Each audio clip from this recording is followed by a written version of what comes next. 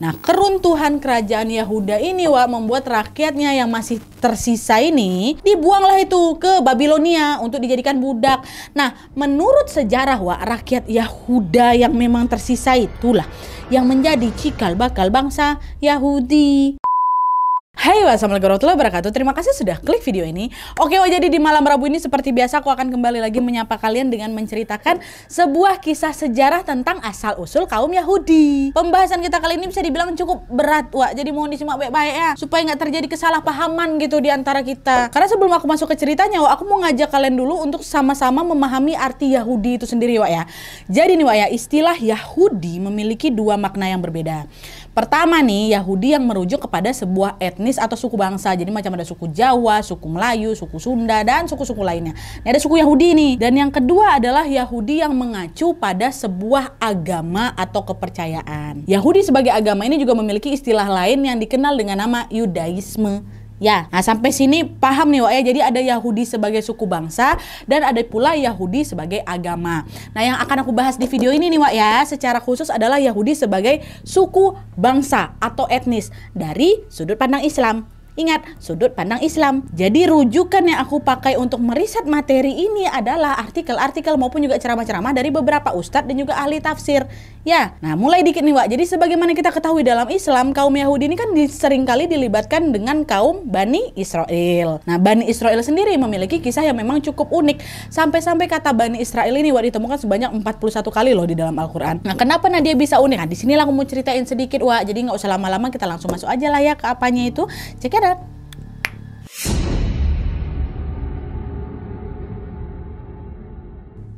Nah, jadi Wak, sebelum kita masuk ke pembahasan tentang Yahudi, pertama-tama aku mau sedikit dulu menjelaskan kisah dari Bani Israel dan juga silsilahnya yang dimulai dari Nabi Ibrahim alaihissalam. Kenapa kayak gitu Nadia? Ya karena memang kisah Nabi Ibrahim alaihissalam hingga beberapa nabi penerus beliau ini saling berkaitan satu sama lain dengan Bani Israel nanti Wak. Nah, kita mulai nih Wak ya. Jadi seperti yang kita ketahui dan juga sudah aku jelaskan di videoku tersendiri tentang Nabi Ibrahim. Nabi Ibrahim ini kan adalah nabi pertama yang memang membawa ajaran tauhid di muka bumi ini kan Wak. Setelah beliau mengamati alam semesta lah gitu, hingga akhirnya beliau mendapati bahwa hanya ada satu Tuhan di semesta alam ini, yaitu Allah Subhanahu wa Ta'ala. Nah, setelah beranjak dewasa nih Wak, Nabi Ibrahim menikahlah dengan dua orang perempuan. Yang pertama Siti Sarah, yang kedua Siti Hajar. Di pernikahan keduanya beliau dikaruniai seorang putra yang dinamai siapa? Nabi Ismail alaihissalam. Nah, pada suatu hari Nabi Ibrahim alaihissalam mendapatkan wahyu agar membawa anaknya Nabi Ismail dan juga istri keduanya Siti Hajar untuk berhijrah ke Mekah. Di sanalah Nabi Ismail alaihissalam membangun peradaban sekaligus juga meneruskan jejak kenabian ayahnya. Itu Nabi Ismail, anak dari istri keduanya. Nah, sementara nih di sisi lain dari istri pertamanya Siti Sarah yang memang sudah lama menantikan keturunan pun melahirkan juga nih seorang anak laki-laki yang diberi nama siapa? Nabi Ishak alaihissalam. Sama seperti Nabi Ismail alaihissalam, Wak, Nabi Ishak alaihissalam juga mendapatkan wahyu untuk meneruskan jejak kenabian ayahnya. Dah kan? Nah, setelah beranjak dewasa, Nabi Ishak ini Wak menikahlah dengan seorang perempuan yang bernama Rofkah binti Batuil. Ya, dan kemudian Allah Subhanahu wa Ta'ala menganugerahkan dua anak kembar berjenis kelamin laki-laki yang diberi nama Yakub dan Ishu. Nah, inilah yang nantinya akan menjadi Nabi Yakub. Nah, setelah dewasa Nabi Yakub menikah Wak sebanyak 4 kali. Dan dari keempat istrinya ini, Nabi Yakub alaihissalam memiliki 12 orang anak. Salah satunya siapa Wak? Nabi Yusuf alaihissalam. Nah, ke-12 anak Nabi Yakub alaihissalam ini Wak saling berketurunan nih hingga akhirnya melahirkan 12 kabilah yang berbeda. Nah, 12 keturunan inilah yang kemudian disebut sebagai apa Wak? Bani Israel. Dan kata Israel sendiri diambil dari nama lainnya Nabi Yakub alaihissalam. Nah, Bani Israel kaumnya Nabi Yakub, kayak gitu Wak. Lanjut lagi nih ya. Nah, di antara ke-12 anak Nabi Yakub ini ada memang tuh satu putra beliau yang meneruskan jejak kenabiannya, yaitu anak kesayangannya, yaitu siapa Wak? Nabi Yusuf alaihissalam. Aku juga udah buat ini video khusus tentang Nabi Yusuf alaihissalam, Wak, kalian boleh nonton habis ini. Tapi yang jelas dikisahkan kalau Nabi Yusuf alaihissalam alaihissalam ini kan dibuang nih oleh saudara-saudara yang 11 orang itu ke dalam sebuah sumur dikarenakan iri sama Nabi Yusuf kan. Sampai akhirnya setelah melewati kerasnya kehidupan seorang diri, Nabi Yusuf alaihissalam pun diangkat menjadi salah satu pejabat di kerajaan Mesir sebagai menteri di bidang pangan waktu itu. Dan ketika Nabi Yusuf alaihissalam mendengarkan berita bahwa ayahnya Nabi Yakub alaihissalam dan ke-11 saudaranya yang udah buang dia ini hidup kesusahan, akhirnya Nabi Yusuf alaihissalam pun mengundang mereka untuk datang ke Mesir. Dan di situ juga lah asal mula kaum Bani Israel tinggal dan berketurunan di wilayah Mesir. Mereka hidup nyaman di Mesir dalam waktu yang sangat lama, kurang lebih 400 tahun. Nah, namun setelah pergantian dinasti, setelah udah nggak Nabi Yusuf lagi yang menjabat nih kan, kenyamanan Bani Israel di sana pun mulai berubah menjadi penindasan. Kenapa? Karena Raja Mesir kala itu, atau Fir'aun ya kala itu yang memimpin, merasa nggak senang nih sama Bani Israel karena beberapa hal. Pertama, Bani Israel ini kan jumlahnya semakin hari makin banyak sehingga hampir menyaingi jumlah suku aslinya Mesir. Itu yang pertama. Yang kedua, karena kaum Bani Israel ini adalah penganut ajaran tauhid atau monoteisme sebagaimana memang diajarkan oleh leluhur mereka yaitu Nabi Ibrahim alaihissalam. Kepercayaan apa yaitu kepercayaan bahwa hanya ada satu pencipta alam semesta dan seisinya yaitu Allah Subhanahu wa taala. Sedangkan Fir'aun dan juga warga Mesir pada masa itu masih menyembah berhala. Nah, karena perbedaan keyakinan itulah Bani Israel ini pun ditindas, disiksa, dijadikan budak di sana sama Fir'aun ini. Sampai kemudian Allah Subhanahu wa taala mengirimkan bantuan kepada Bani Israel dengan menurunkan siapa Nabi Musa alaihissalam untuk bisa membebaskan mereka dari kekejaman Fir'aun. Dan Nabi Musa pun kemudian mengajaklah ini Bani Israel dan para juga pengikutnya untuk pergi dari Mesir, hijrah menuju ke wilayah Syam. Mendengar kabar kalau Bani Israel mau pindah, Fir'aun marah besar di situ sehingga apa? Dia ngajaklah itu kan bala tentaranya buat mengejar mereka sampai kemana?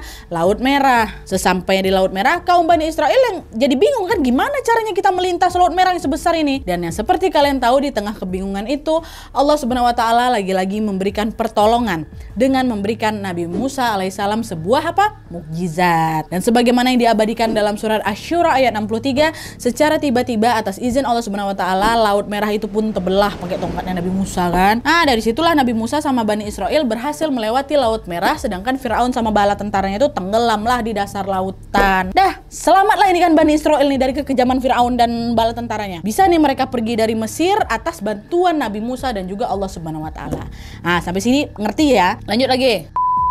Nah, di sini singkat cerita setelah diselamatkan oleh kekejaman Fir'aun, Bani Israel ini mulai menunjukkan tingkah buruknya. Setelah baru selamat nyebrang Laut Selatan pula, Laut Merah tuh udah agak mulai bertingkah mereka Tingkah buruknya ini gimana Nadia nih? Aku ceritain ya. Jadi setelah mereka ini berhasil menyeberangi Laut Merah, mereka tibalah di suatu padang pasir panas sekali di situ kan. Bani Israel ini ngeluh terus sama Nabi Musa, aduh panas, aduh haus, kayak gimana ini ya Musa, bantulah kami kayak gitu. Nah, di sana Bani Israel meminta dikirimkan awan nih untuk menaungi mereka dari panas sampai mereka nanti tiba di tanah yang memang sudah dijanjikan di negeri Syam tadi. Dan Allah pun mengabulkanlah itu permintaan mereka kan.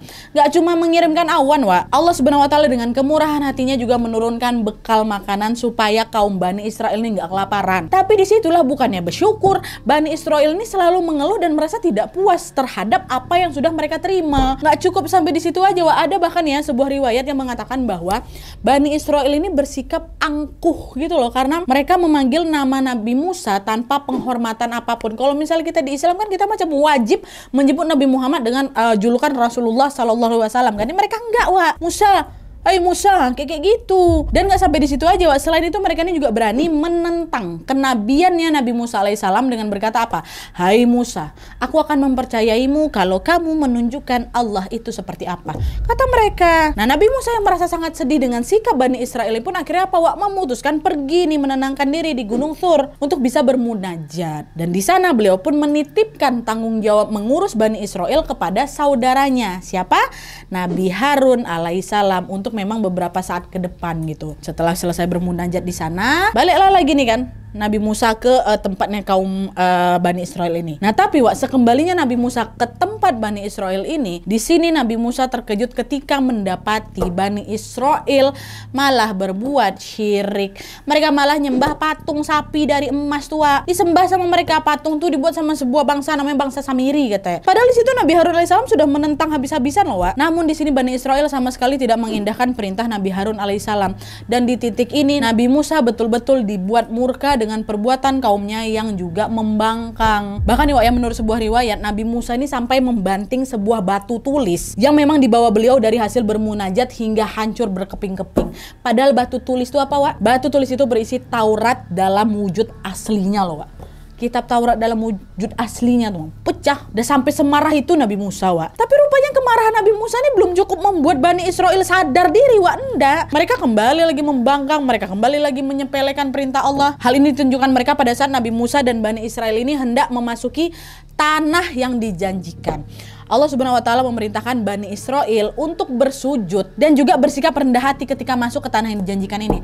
Tapi lagi-lagi mereka tidak mau melaksanakan perintah Allah Subhanahu wa taala itu, Wak. Bani Israel justru dengan sombongnya mengangkat kepala dan bersikap angkuh. Dan menurut beberapa ahli tafsir nih, Wak, ya, tanah yang dijanjikan itu merupakan wilayah suci yang terletak di Syam, tepatnya di mana? Yerusalem. Tidak mau mereka bersujud, Wak, diangkat kepala mereka itu dekat Yerusalem tuh, ha. Nah, karena pembangkangan yang terjadi berkali-kali itulah, Wak, kemarahan Nabi Musa alaihissalam udah nggak bisa kebendung lagi.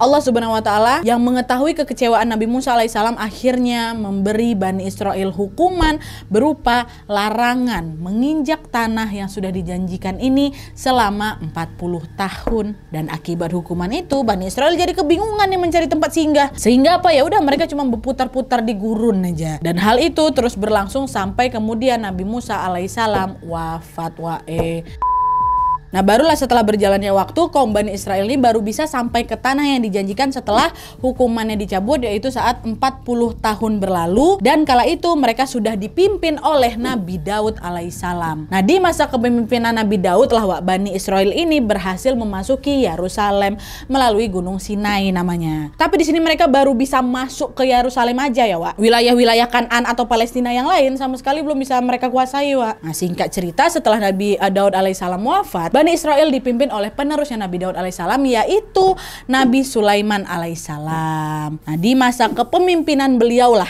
Bani Israel hidup dalam kemakmuran. Sebagaimana dalam kisah-kisah yang kita dengar, Nabi Sulaiman ini kan memang terkenal sebagai raja yang sangat adil, bijaksana, dan juga kaya raya kan, Wak. Nah, makmur tuh di sini Bani Israel di masa kepemimpinannya Nabi Sulaiman alaihissalam. Tapi balik lagi, kejayaan Bani Israel ini pun mulai pudar ketika Raja Sulaiman mereka wafat pada tahun 1935. Wafatnya Nabi Sulaiman alaihissalam menimbulkan perpecahan internal lah itu, Wak, pada kaum Bani Israel. Perpecahan tersebutlah yang menjadi awal mula terbentuknya bangsa Yahudi yang kita kenal di masa sekarang ini. Ya, nah sekarang baru tuh kita masuk ke asal usul dari Yahudi ini. Simak, ayo.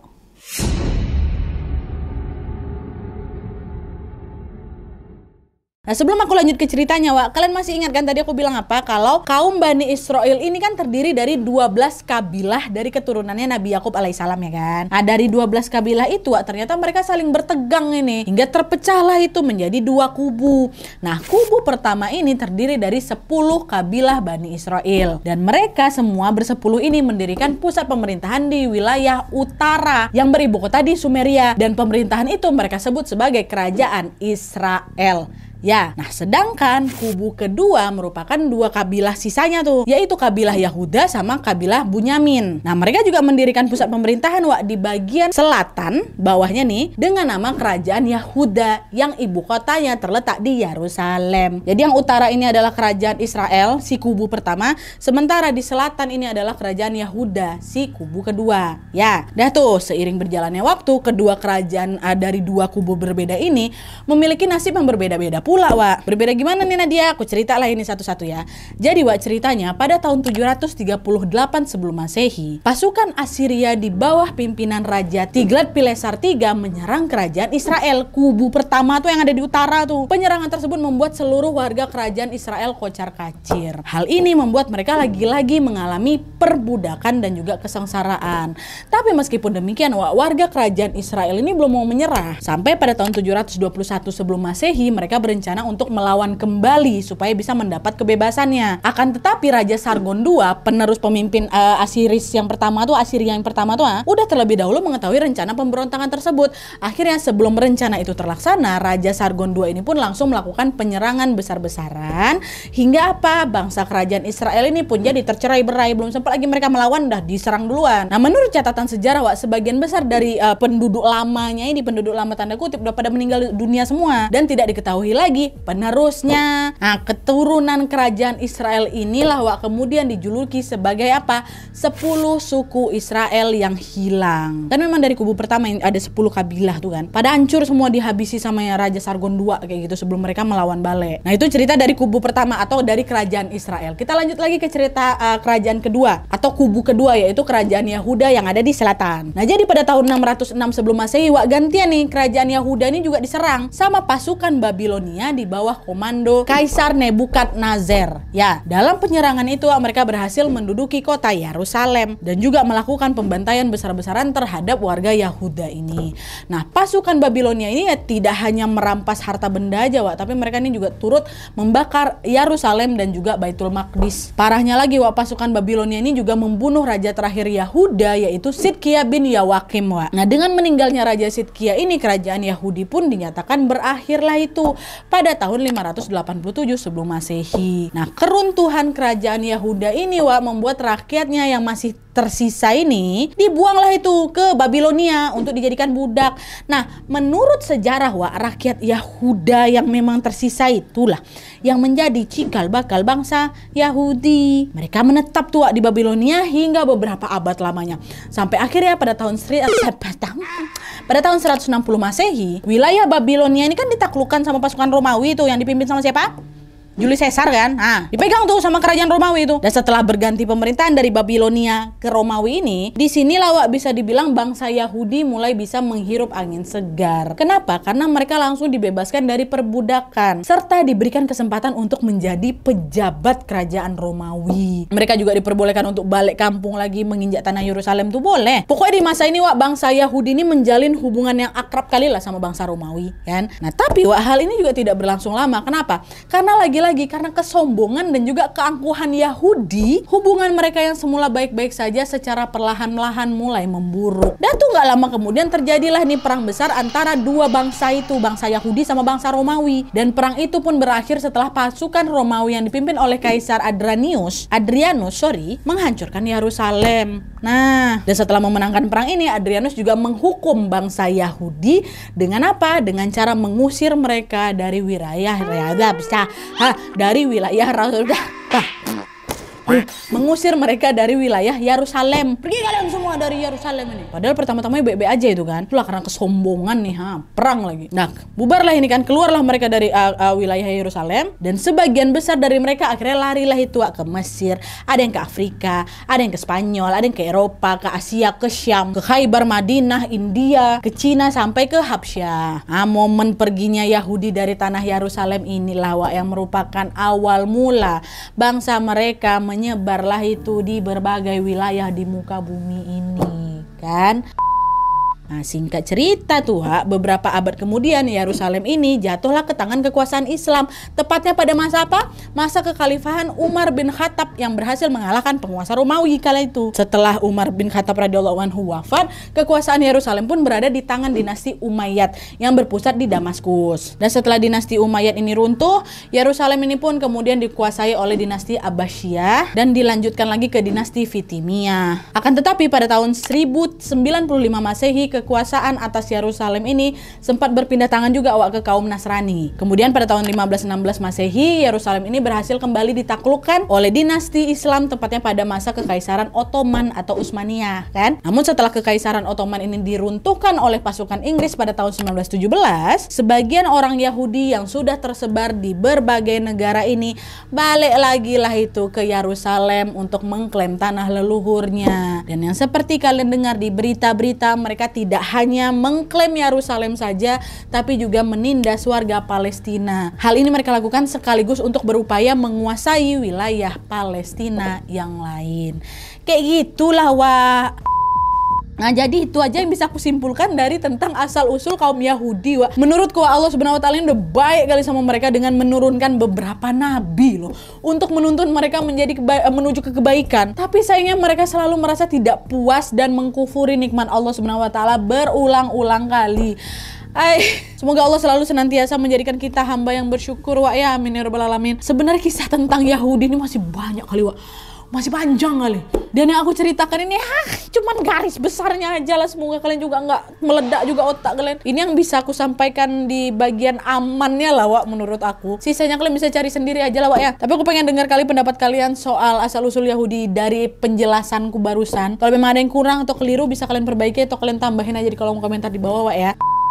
Jadi ya udah, mungkin sekian dulu videonya. Terima kasih banyak yang sudah menonton. Kalau kalian suka video ini, klik like-nya. Jangan lupa komen di bawah untuk ide dan saran-saran untuk video selanjutnya. Jangan lupa nyalain notifikasinya supaya kalian tahu kalau aku upload video baru. And as always, jangan lupa untuk klik tombol subscribe supaya kalian sama-sama terinformasi menarik dan menegangkan dari channel aku. See you next video, bye.